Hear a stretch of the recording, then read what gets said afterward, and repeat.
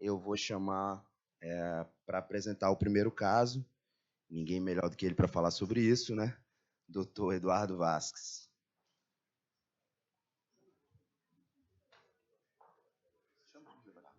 E para debater sobre o tema, ajudar a gente aí no início dessa discussão, eu vou chamar o Dr. André Eiras e o Dr. Giovanni Vilar.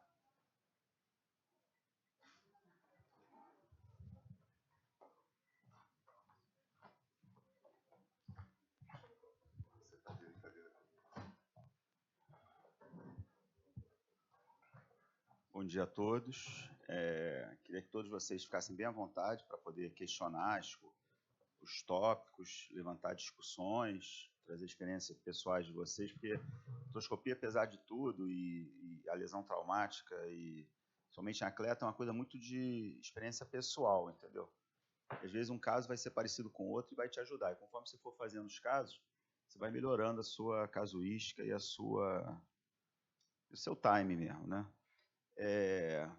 O doutor André, eu aqui estou representando o INTO, tá? O doutor André está na UERJ, foi residente nosso aqui, já tem muito tempo também. Está no Pedro Ernesto.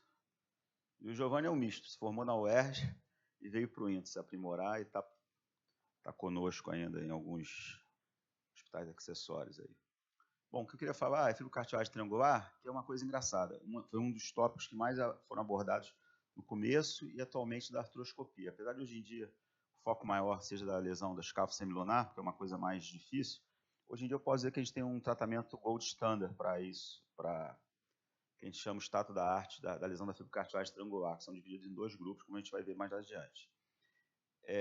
O trauma, os esportes mais acometidos, pelo menos na minha experiência, talvez aqui do Rio de Janeiro, primeiro lugar seriam as lutas, e aí jiu-jitsu é primordial, tá? Porque aqui no Rio a gente talvez tenha o maior número de praticantes de jiu-jitsu do Brasil, talvez até do mundo. Então é um trauma bastante frequente em atletas de jiu-jitsu. Judô também, porque o mecanismo de queda é muito parecido. E não raramente no tênis. Hoje em dia tem uma competição, a gente tem um garoto aí, de 17 anos, não sei se vocês acompanham, João Fonseca. Ele é carioca, está competindo aí, está entre os 100 melhores do mundo atualmente. E no tênis eles estão treinando numa intensidade tão novos que não é raro se pegar um paciente com uma lesão fibrocartilagem. E o tratamento tem que tentar ser o mais anatômico e o menos agressivo possível. Eu vou mostrar um caso e a gente vai levantando as questões para os debatedores, tá? E qualquer um pode sentir à vontade para falar. Isso aqui é um caso um pouco antigo, mas interessante. Ah, está sem microfone? Ah, Emil, não está passando aqui na tela da frente. A tela do... Bom, só para falar aqui. Muda um pouco de posição até... Isso é um trauma, paciente de 41 anos, tá? Black belt de jiu-jitsu. Estava numa luta lá, teve um trauma acentuado com uma queda. Ele caiu e o oponente caiu em cima dele. Ficou com uma dor na borda ulnar do punho, radiografia normal, exame físico, só dor no canto ulnar. Lembrar que esses pacientes têm um limiar de dor muito alto. Eles podem fazer, às vezes tem fratura que o cara chega fraturado sem dor.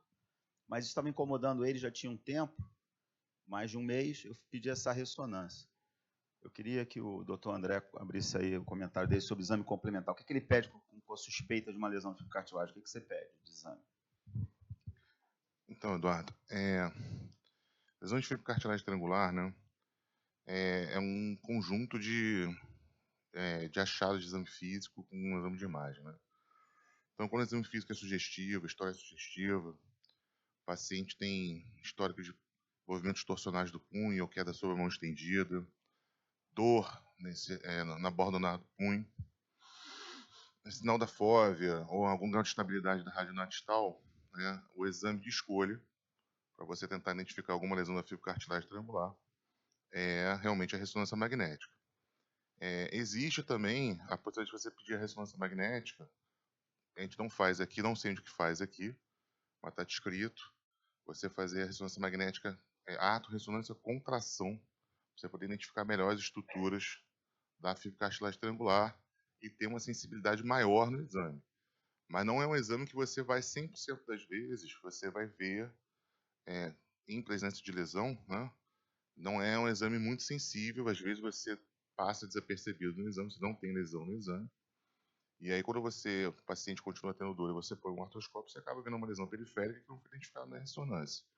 A artorressonância eu acho um exame muito invasivo, né? Então, quando você tem uma dúvida numa lesão de fibro cartilagem triangular e você quer pedir uma artorressonância, por exemplo, é melhor você fazer uma artroscopia direto. Tá bom.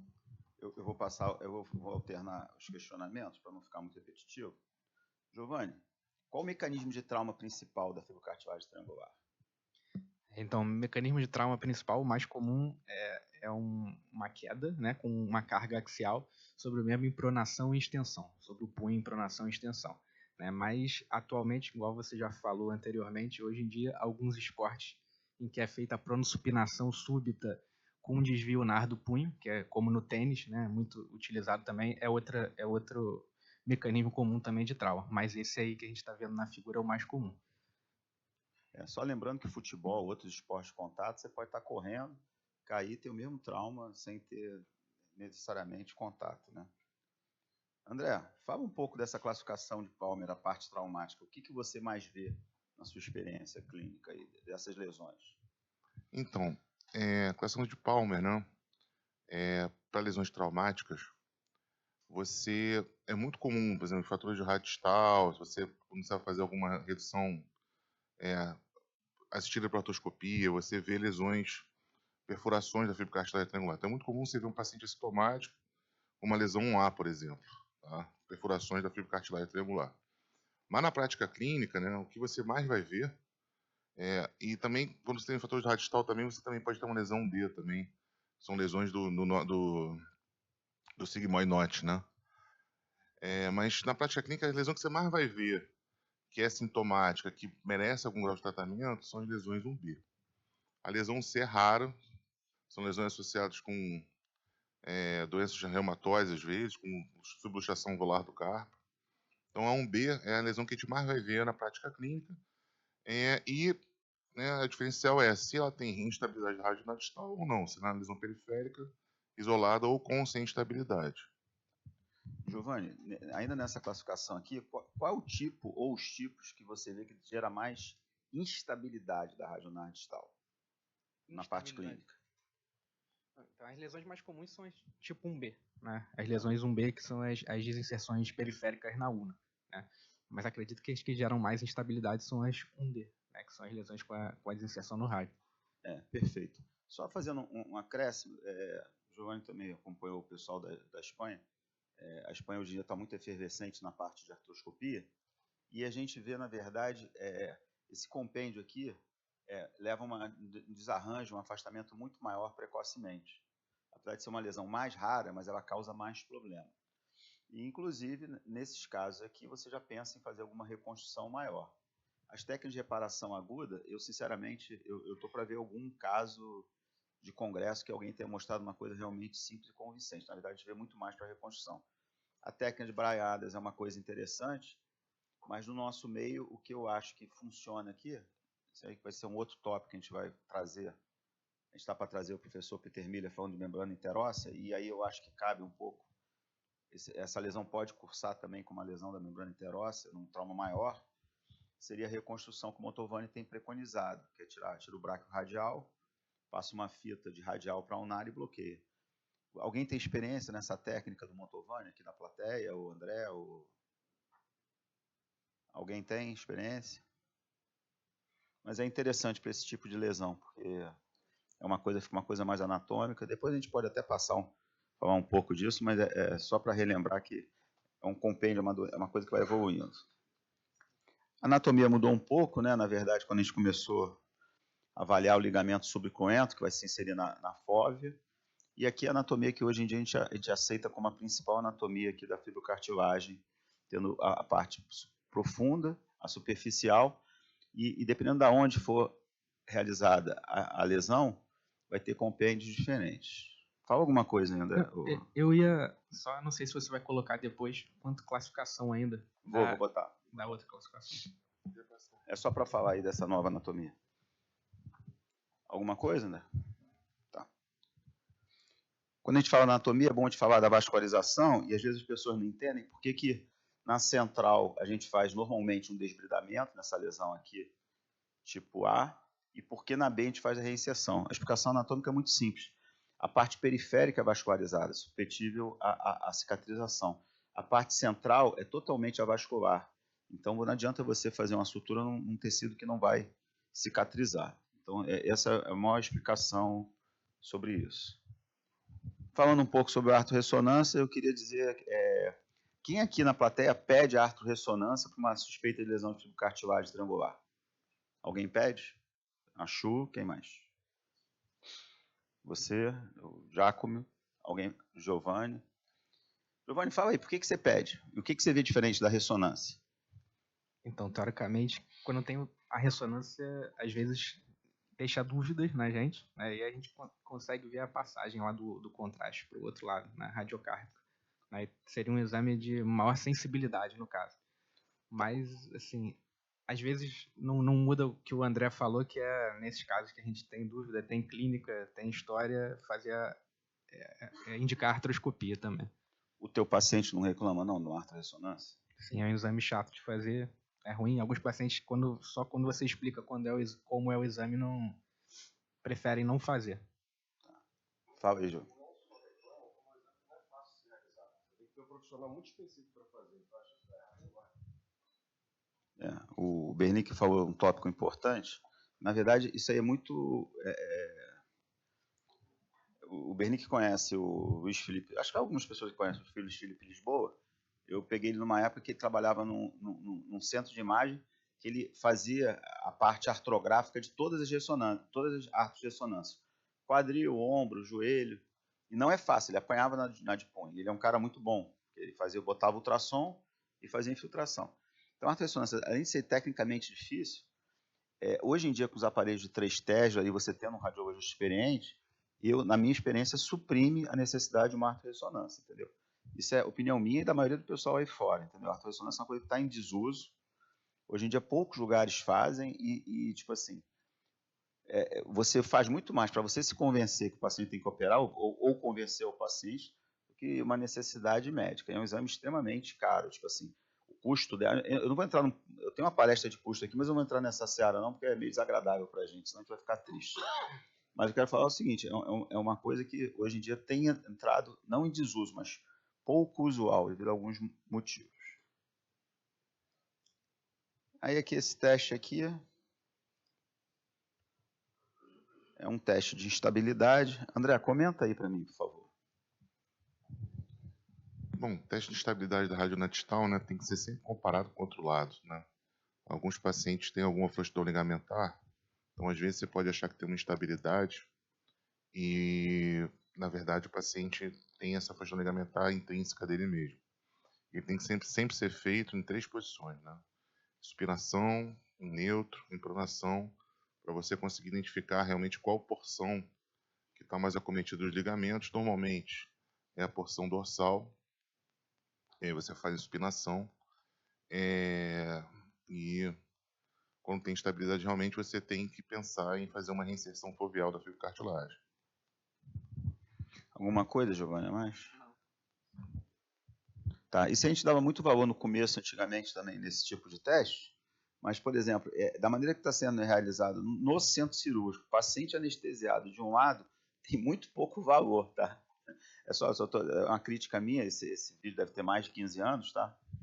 Mas só para falar, você tem que comparar isso no ambulatório, paciente acordado, até porque hoje em dia os próprios receptores do punho são importantes estabilizadores da radionatistal, mas nesse caso aí serve muito mais de ilustração, como é francamente positivo o teste.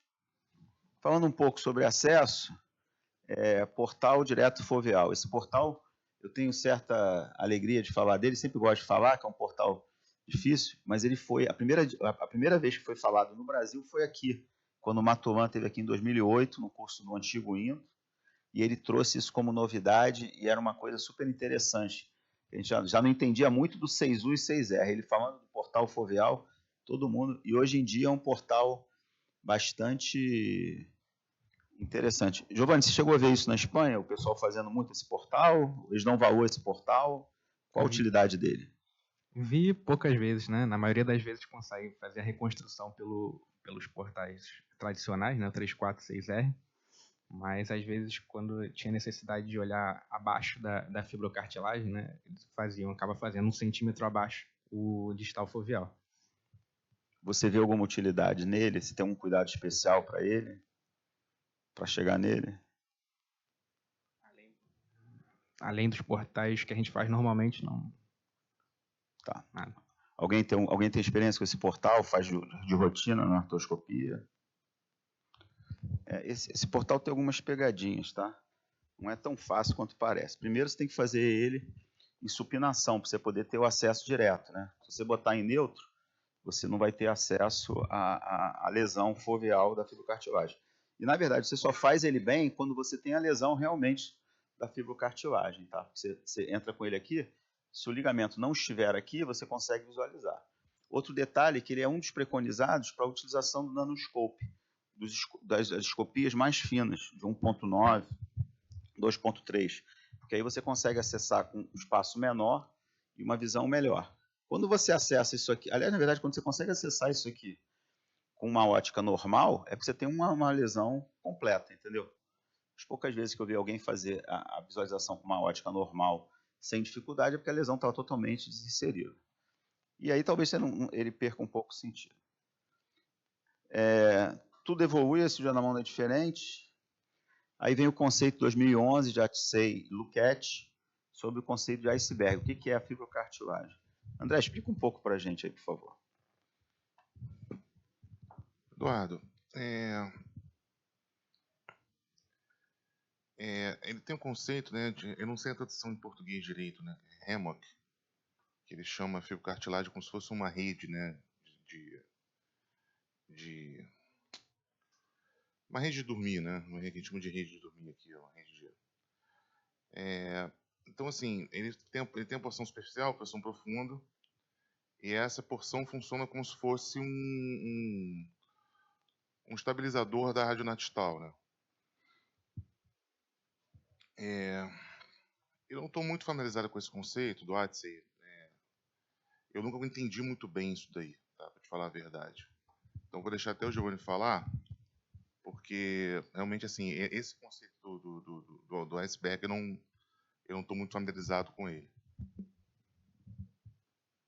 Então, o que ele preconiza, que ele coloca, não sei se você vai colocar a classificação. Vou botar depois, ao próximo. Então, assim, o principal seriam nas lesões que a gente tem nas lesões periféricas, né, com desinserção ulnar, né, as lesões tipo 1B, na classificação de Palmer, né, e aí ele vai dividir os diferentes tipos de lesões periféricas que a gente tem na fibrocartilagem triangular. Consegue colocar? Consigo. E aí ele vai dividir, né, então, em classes, né, então as classes vão de 0 a 5, né, classe 0 você não vai ter uma lesão da fibrocartilagem, mas você vai ter uma fratura do estiloide, né, que geralmente a gente acaba tratando só com uma imobilização, uma tala, né, e as principais são as classificações, as classes 1 a 3, né, que são as classes onde a gente vai fazer os reparos ou reconstruções, né.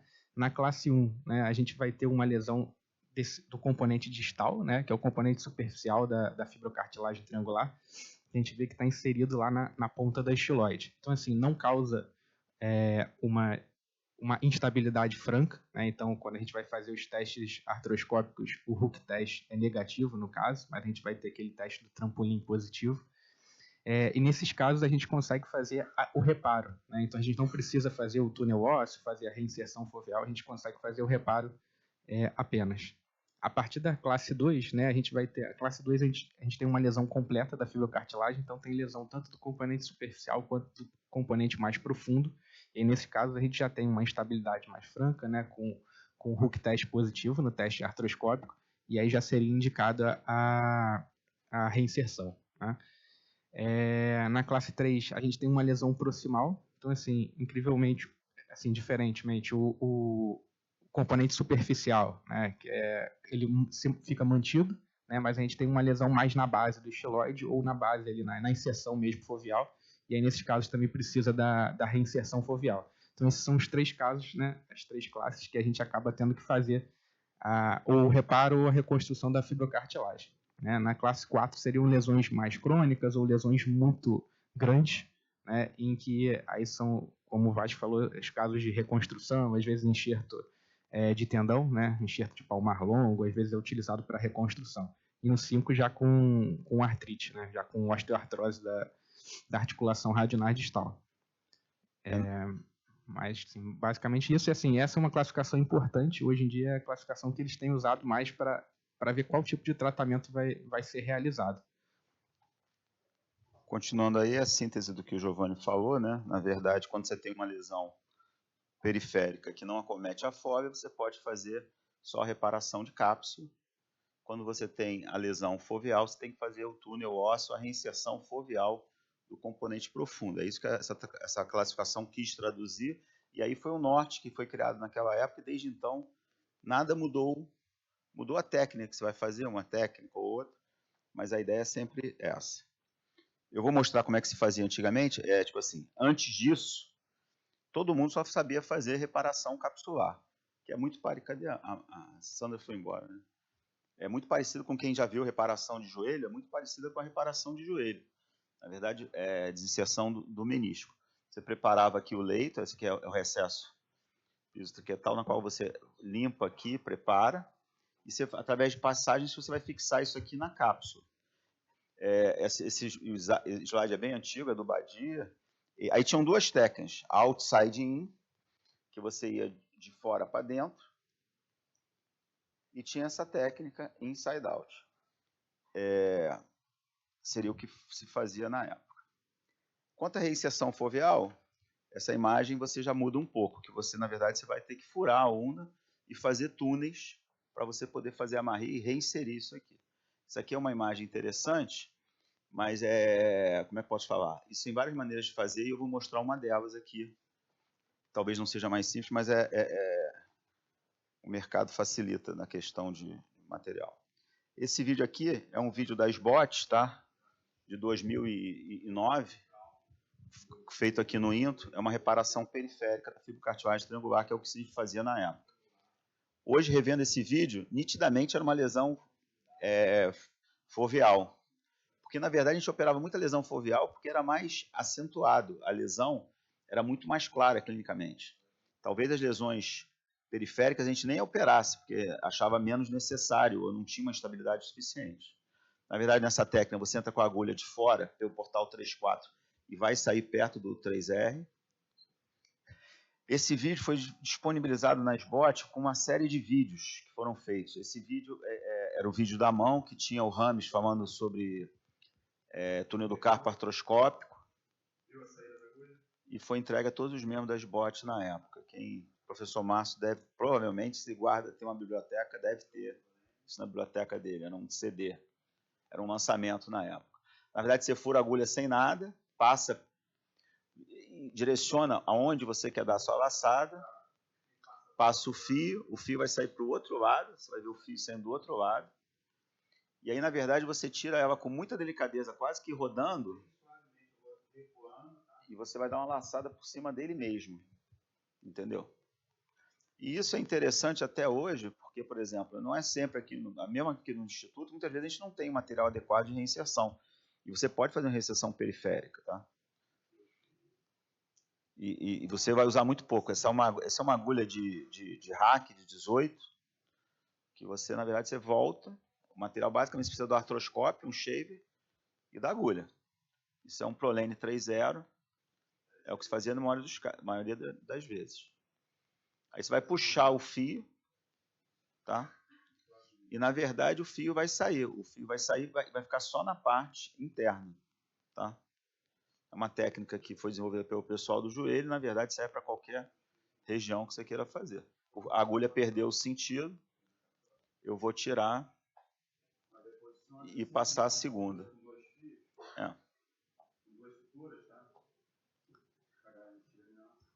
André, de uma maneira geral, você quando faz alguma reinserção, você passa quantos nós? Isso é uma coisa interessante também. Eduardo, quando eu faço uma reinserção, normalmente eu estou contigo. Normalmente eu tô contigo, então assim. Mas normalmente quando eu vejo você fazer inserção foveal, você costuma passar pelo menos 2 nós. Não, pelo menos dois fios, né? 2 suturas independentes. 2 fios, é. É.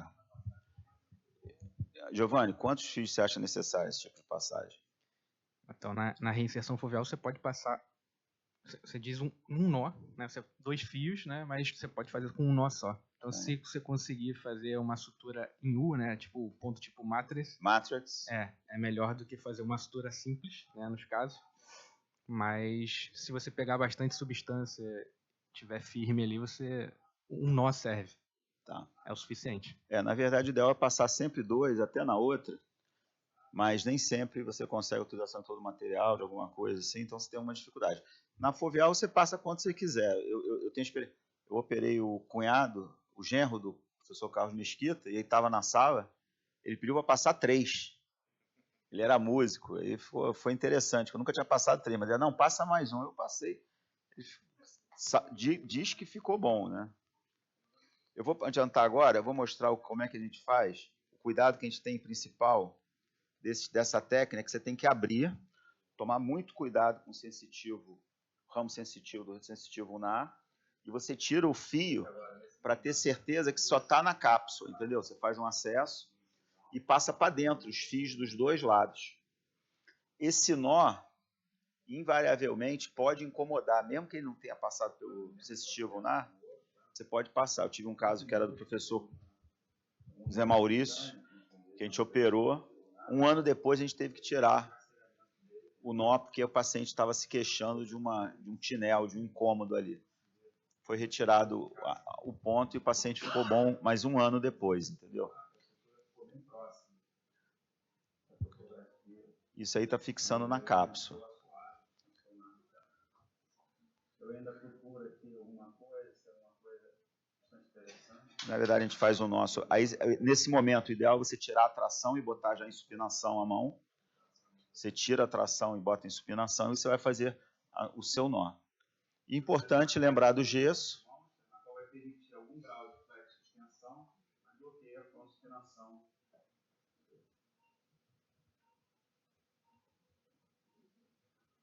Você pode fazer com gesso. Atualmente, no pós-operatório, a gente bota uma calha termomoldável, que os nossos terapeutas fazem tão bem, ou até uma calha em Scott Cash, pode ser feito.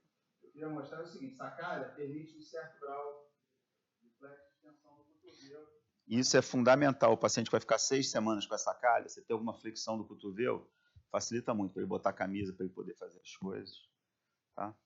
Aqui eu vou mostrar um vídeo rápido, que depois eu vou mostrar a técnica por ela mesma, tá? Esse é um vídeo da Arthrex, na verdade, quando você faz a reinserção ulnar, só porque isso vai facilitar o entendimento do outro vídeo, que é em pacientes. É em pacientes.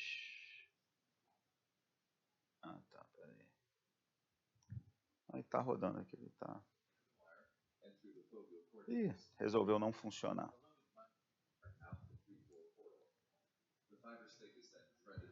Esquece. Eu vou passar aqui o que a gente faz, na verdade. Eita. Bom, que bom. Bom, aqui é o passo a passo da reinserção foveal. Você passa um fio guia, você identifica a lesão, você passa um fio guia, faz controle radioscópico, vê se está na posição. Os vídeos resolveram, infelizmente, dar uma travada, mas é bom. Isso é bom porque a gente vai mostrar um vídeo inteiro. Só voltando a falar da imobilização, esse é o gesso de Monster, na verdade é um gesso que mantém em supinação. Você já no consultório, quando você vai fazer a troca de curativo, você tira o gesso comum e passa para ele. E esse é o paciente de 40 anos, fazendo a pronossupinação, bloqueando a pronossupinação, e ele podendo fazer a flexo-extensão do cotovelo, do tamanho do bíceps do caboclo. Aí aqui eu vou mostrar um vídeo que foi gerado aqui no hospital, com muito orgulho. A gente tem uns nossos R3 aqui, são bem mais inventivos que os staffs, e eles estão fazendo uns vídeos bastante interessantes, e eles me ajudaram a fazer essa vídeo aqui, que é uma reinserção foveal da fibrocartilagem num paciente recente, tá? Esse paciente era um jogador de futebol, que teve uma lesão da fibrocartilagem triangular. Através da lesão da fibrocartilagem. Confecção com marcação dos portais 3, 4 e 6L.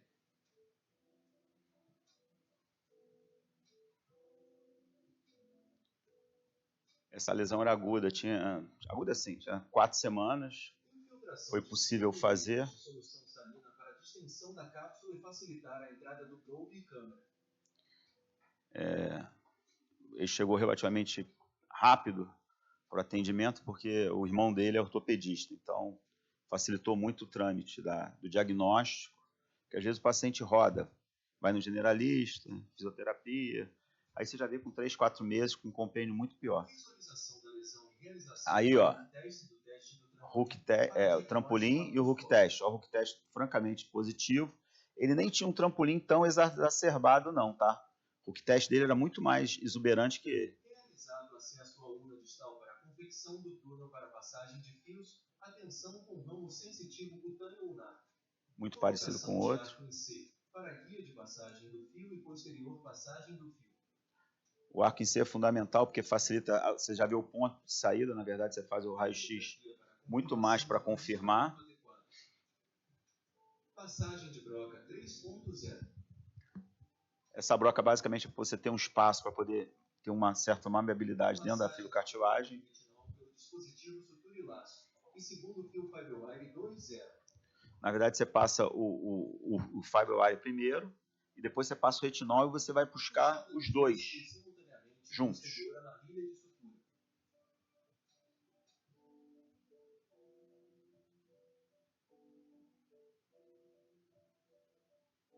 Por fim, saída de fios pelo túnel ulnar.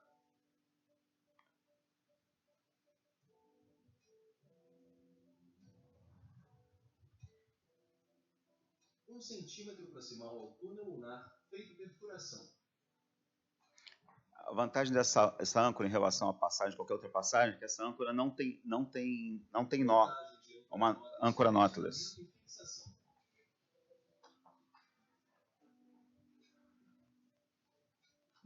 Só um minuto.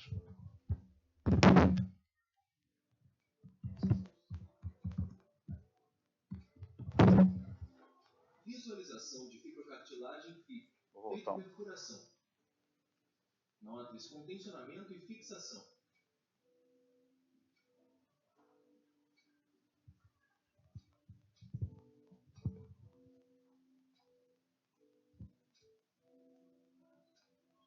Retirada da âncora. Visualização de fibrocartilagem fixa. Você vê que é uma coisa muito mais estável, né? Você vê que fica muito... A tensão que a âncora dá já é a tensão necessária para a reinserção. E o gesso, muito parecido ao outro. Queria agradecer os colegas dos residentes aqui dentro que me ajudaram a fazer esse vídeo, tá? É o João e o Matheus. Eu só queria voltar naquela imagem de... Deixa eu ver se eu consigo fazer aqui, só para vocês terem a ideia de como que funciona. Deixa eu ver se eu consigo rodar aqui. Bom, André, queria que você comentasse o vídeo aí do que você viu, o que você gostou e não gostou das técnicas. Eduardo, essa técnica de reinserção foveal, né, é a técnica que a gente tem visto aqui no nosso meio, não? Às vezes eu uso aquele guia de Nakamura, não sei se você usou no guia nessa cirurgia. Usei, esse era o Nakamura. E, assim, a técnica que a gente aprendeu aí, né, para reinserção foveal, até acho que a técnica que é reprodutiva, eu já fiz em cadáver, ela nunca fiz em paciente, eu fiz em cadáver. Não achei muito complicado de fazer, mas realmente não é meu dia a dia, entendeu? Giovanni, algum comentário? Você que participou, inclusive, da cirurgia? Essa aí não foi a que a gente fez lá no... Foi do residente, já. Então, a única coisa que a gente não conseguiu fazer o ponto, a sutura horizontal, né? Então, assim, tinha uma desinserção, tinha um afastamento grande ali, a gente acabou fazendo a sutura simples, mas ficou bem estável depois, né? Fazendo os testes. Mas é uma dificuldade que às vezes tem, né? O ideal é fazer a sutura horizontal, mas de vez em quando não é possível. Tá. Só para finalizar aqui, a gente tem um tempinho ainda, Jaco?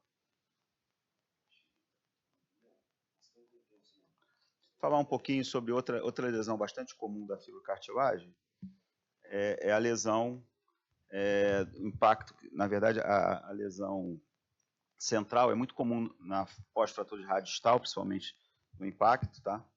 Impacto no carpal. Não é traumática, quer dizer, é traumática, mas não tem muito mais a ver com a condição degenerativa, tá? Dependendo da região que acomete, o compêndio é diferente. E o estado de arte desse tratamento atualmente, quando você vai fazer a osteotomia, até 3 milímetros você pode fazer através de um wafer artroscópico, mais de 3 você faz a osteotomia metafisária. E mesmo quando você faz a osteotomia metafisária, você deve fazer artroscopia para limpar. Existe algum sentido você fazer isso quando você tem a lesão central? E, na verdade, o próprio dispositivo de artroscopia facilita a sua posição da cirurgia. É muito mais fácil operar assim do que o braço estendido. Então, fica mais fácil até de você fazer. Esse é um caso bastante antigo. Os vídeos não estão querendo rodar, vamos ver se esse roda. Não, os vídeos todos travaram hoje, não sei porquê.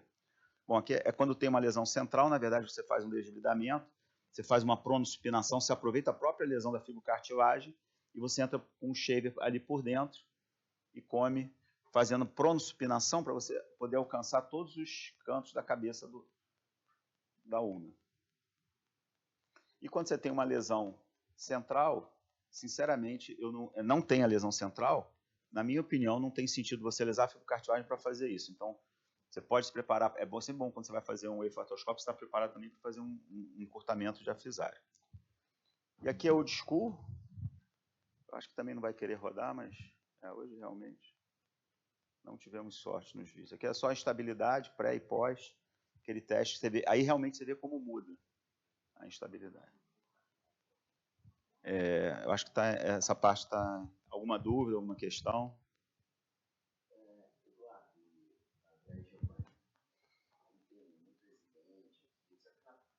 Como é que fica o espaço aí do tratamento conservador para essas lesões? Porque o que a gente vê é que o paciente chega, passou por ortopedista, fez uma imobilização que não é adequada, só uma tala de punho. Então, queria que vocês comentassem um pouco, de acordo com o tipo de lesão, quando você parte direto para um tratamento cirúrgico, o que você considera de fato um tratamento conservador adequado, que tipo de imobilização você usa, por quanto tempo, como é que funciona esse seu protocolo, pensando num paciente que não fez um tratamento adequado ainda. Esse último caso é bem ilustrativo, porque ele é residente de ortopedia e o irmão é professor de ortopedia, esse caso anterior. O irmão viu, ele sentiu trauma jogando futebol, ele suspeitou disso, não tratou inicialmente, porque achou que dava, que não incomodava muito, botou uma munhequeira curta. Se você quiser tratar realmente, tem que botar em supinação 6 semanas, botar um gesso de supinação em 6 semanas, e aí sim, depois de tirar o gesso, você vai tentar revisar e pode até fazer a ressonância depois. Na suspeita clínica, quando ele já tinha 3 semanas e não melhorava, foi na hora que ele entrou numa cirurgia de prótese quadril e foi levantar o braço para o colega pintar. Quando ele foi levantar, ele não tinha força. Ele não conseguia fazer esse movimento aqui, segurando o calcâneo. Aí ele viu que não dava, estava em capacidade, aí que ele correu atrás do prejuízo. Mas chegou já com 3 semanas, mas aí já vinha com ressonância, e o irmão mesmo já tinha indicado tratamento cirúrgico. Entendeu? Então foi uma coisa relativamente fácil para mim, eu só fiz Mas é interessante, se você quiser tratar mesmo, na fase aguda são 6 semanas em supinação. E aí você vai ter alguma chance de cicatrização. Mas você, com a sua experiência nesse tipo de lesão, chegou um paciente, você sempre dá essa possibilidade, é uma coisa que você discute com o paciente? Tem algum parâmetro clínico que você leva em consideração para fazer essa tentativa ou não? Uma outra coisa que eu esqueci de falar também, o pessoal são ciclistas atualmente. Essa lesão aparece bastante aguda em ciclista. O cara cai, está pedalando, quebra até outra coisa, depois eu já operei 2 ciclistas de lesão de fibrocartilagem com reinserção por causa disso. Aí você propõe. O ciclista, o cara ativo, que é questão do esporte, o cara não vai aceitar o gesso de maneira nenhuma, sabendo ainda que você tem que falar para ele que pode gerar instabilidade e pode precisar operar depois. Claro, chefe. Olha lá. Não, deixa pode deixar. Agora o evento ganhou magnitude total. Dentro desse perfil que você está falando aí, eu estou falando de tratamento conservador, qual é o prognóstico? Na literatura fala que se você botar, se essa lesão for pequena, não for, por exemplo, uma lesão periférica, e você... Porque se for de seção foveal, dificilmente vai reinserir, só você botar em supinação vai adiantar, né? A capacidade regenerativa é porque quando você faz a sutura, você tem dois objetivos. O primeiro é de reposicionar a anatomia. Reposicionar, E segundo, e obviamente, dar estabilidade. Eu te pergunto, a capacidade regenerativa dessa fibrocartilagem, ela costuma ocorrer a ponto da gente chegar e dizer assim, não, a opção cirúrgica é a opção ideal, é o padrão ouro? Eu vou te falar, se o paciente for jovem, é o padrão ouro pelo tempo de mobilização que você vai ficar no total, porque você ficar 6 semanas com... Você não respondeu minha pergunta. Tá. O que eu quero é que você me diga, dentro da tua experiência, se por acaso é a indicação, há uma alternativa de você tratar conservadoramente. Não, existe. Existe, está escrito na literatura, eu acho até que você deve tentar tratar se você pegar na fase aguda. Até 15 dias eu acho que você pode tentar fazer o tratamento conservador. Porque não vai invalidar o outro passo, né? Você não deve queimar steps, né? Didaticamente você deve tentar. Então você está me dizendo aí que eu tentaria. O tratamento conservador não vai invalidar o tratamento cirúrgico. Em nada. Até porque você, no começo da cirurgia, você reativa a borda periférica para poder ter tecido cicatricial para poder fazer a reinserção. Eu acho que a minha pergunta foi muito no sentido que o doutor Anderson colocou, né? No sentido que a gente tem esse conceito clássico de que toda lesão de fibrocartilagem triangular, o primeiro tratamento deve ser o tratamento conservador. Então, a minha pergunta é nesse sentido. Com todo esse tempo, novas técnicas, isso já mudou? Tem algum tipo de lesão que não vale a pena, que a falha desse tratamento conservador é muito grande? A lesão de poder não vai cicatrizar de maneira nenhuma, até porque é uma área avascular, né? E é quase uma luxação. Por isso que ela está associada ao excesso lopreste com muita frequência. Só, tipo assim, as últimas revisões, tudo, falando especificamente de atleta, né? A gente separa nas lesões mais comuns, lesões de Palmer 1A e 1B, né? Nas lesões centrais 1A, em que a gente tenta, um paciente normal tentar tratar conservador, atualmente tem se preconizado porque o atleta não pode ficar muito tempo afastado das atividades dele, já fazer artroscopia, fazer o debridamento da central, né? Em 4, 5 semanas o atleta consegue retornar à atividade, já retornar ao esporte, né? Quando são lesões tipo 1B, né, com desinserção, que é feito reparo, aí é feito reparo e aí o paciente precisa ficar um pouquinho mais de tempo afastado, 6 semanas de mobilização, né, igual a gente já conversou, e depois mais 6 semanas para retorno gradual ao esporte. Mas assim, em atleta, cada vez mais cedo tem se realizado a artroscopia, né? Então, assim, o atleta fez a lesão, não pode ficar muito tempo afastado, talvez uma lesão central ele consiga retornar mais rápido do que com o tratamento conservador também. Eu acho que está encerrado o modo. Vamos abrir e continuar o evento.